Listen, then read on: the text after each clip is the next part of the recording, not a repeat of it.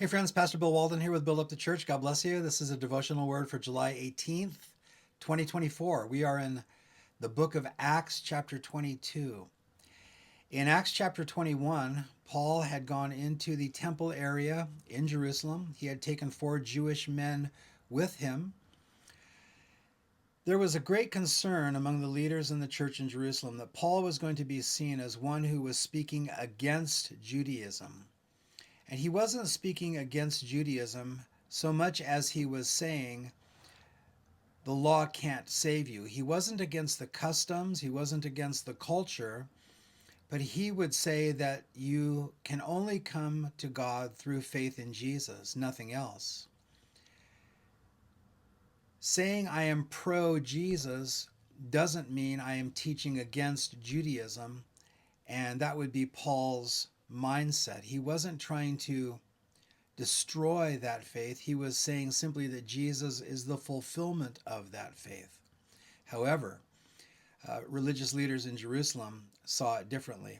When Paul went into the temple area, they accused him of bringing a Gentile into the temple area, which was against their laws, against their rules, punishable by death.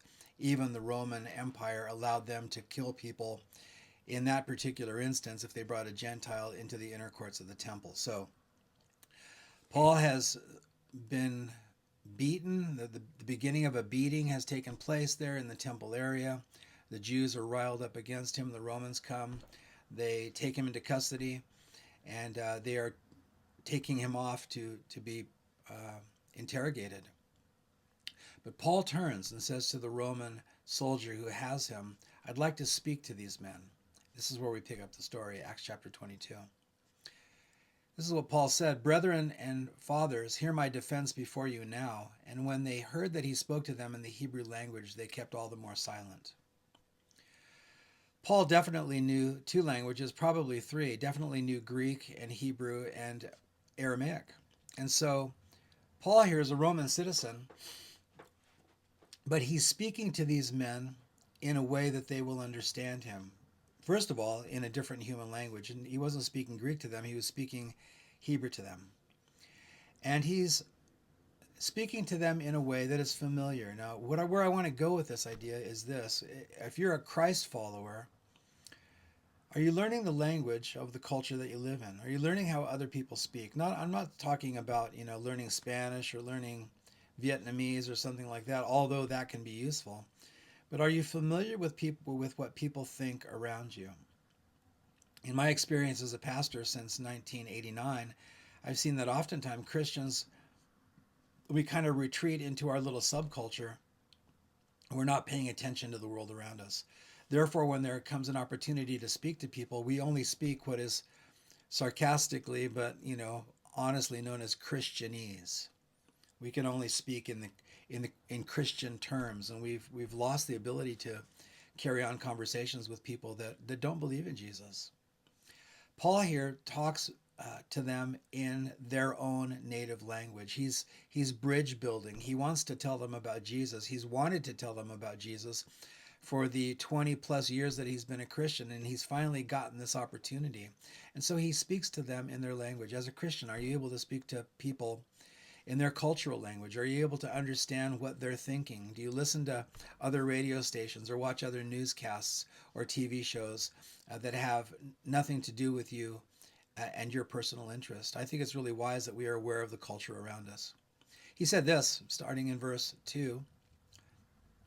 I am indeed a Jew born of Tarsus of Cilicia, brought up in this city, Jerusalem, at the feet of Gamaliel, one of the highest regarded rabbis and Pharisees of Jerusalem.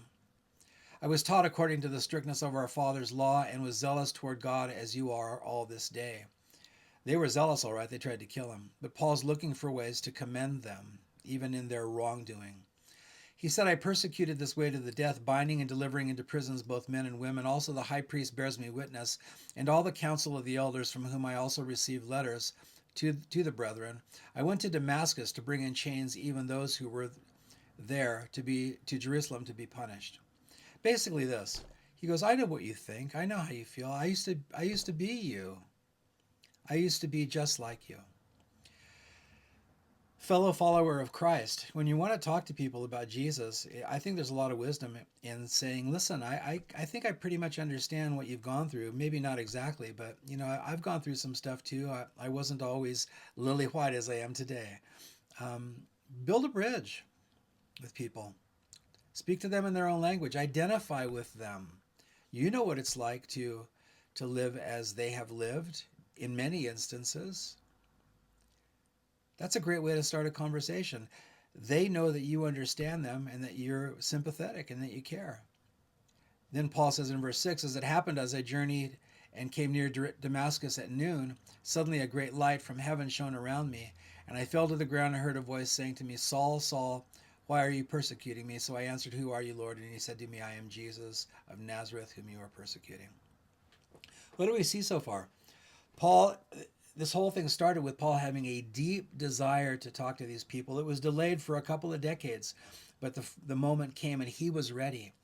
And though they had just tried to kill him by beating him to death, his heart is for them, and he begins to speak to them in their own literal human language. Are you learning the language of the culture that you live in?